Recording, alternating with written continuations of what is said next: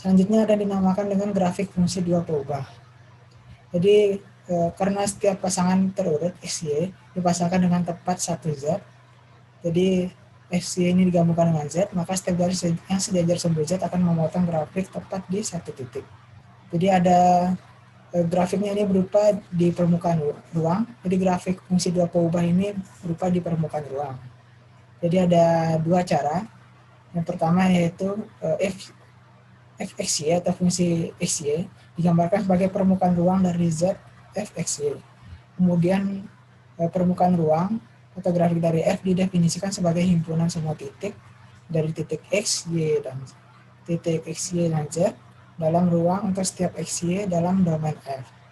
Kemudian untuk cara yang kedua, fungsi XY digambarkan sebagai kurva ketinggian, di mana kurva ketinggian didefinisikan sebagai himpunan titik XY dalam bidang di mana fungsi XY memiliki nilai konstan fxy sama dengan k. Jadi nilai fungsi fxy-nya itu k, bukan z.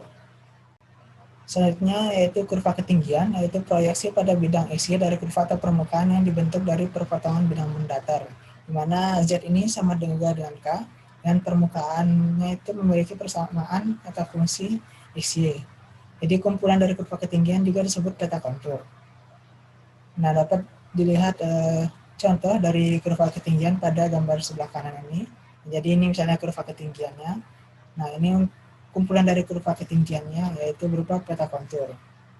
Jadi Z itu merupakan fungsi dari XY, di mana Z sama juga dengan K, yaitu kurva ketinggian. Untuk kurva ketinggian pertama itu ada kerucut elips, di mana kurva ketinggian pada kerucut elips ini berbentuk elips. Nah, ini jadi bentuk elips karena untuk Z sama dengan K, persamaan yang konik dapat ada sebagai berikut ini, di mana nilai K yaitu X kuadrat per A kuadrat ditambah dengan Y kuadrat per B kuadrat. Jadi persamaan ini merupakan persamaan baku untuk elips. Kemudian untuk kurva ketinggian yang kedua yaitu hiperboloid lembar 2. Di mana kurva ketinggian pada hiperboloid lembar 2 ini berbentuk hiperbola karena untuk Z sama dengan K, ini harusnya K, persamaan yang konik yang dapat terlihat sebagai berikut ini. Jadi K sama dengan X kuadrat per C kuadrat dikurangi Y kuadrat per D kuadrat. Jadi persamaannya merupakan persamaan baku hiperbol.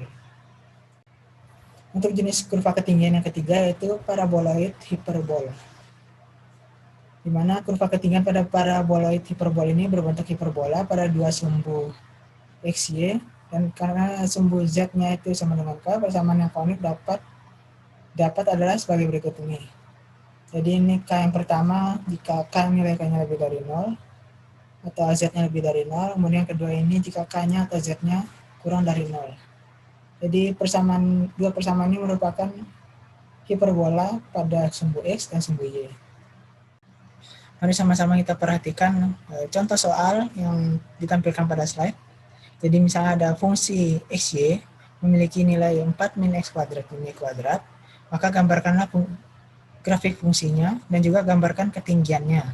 Jika fxy ini sama dengan K dan nilai K-nya itu 0, 1, 2. Jadi yang pertama itu penyelesaian 1 untuk gambar grafik fungsi dari fungsi ini.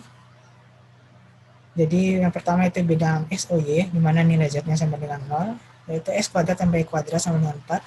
Jadi lingkarannya berpusat di 0, 0, berjari-jari 2. Kemudian yang kedua itu bidang X, O, Z, yaitu parabol, di mana nilai Z-nya yaitu 4 min X kuadrat. Nah, ini jadi untuk wilayah X, O, Z. Ini sumbu X. Nah, ini wilayah X, O, Z.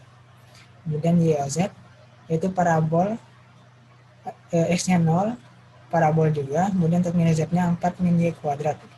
Nah, ini 4 min Y kuadrat. Jadi ini untuk garis Y-nya. Jadi garis untuk fungsi Y, O, Z itu yang ini. Selanjutnya untuk penyelesaian kedua, yaitu ketinggian dari fungsi ini dengan nilai K-nya itu 0, 1, dan 2.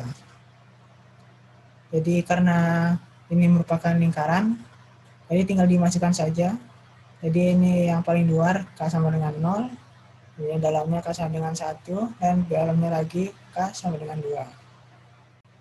Sekian untuk pertemuan matematika 2 kali ini, atau pada pertemuan 9 kali ini.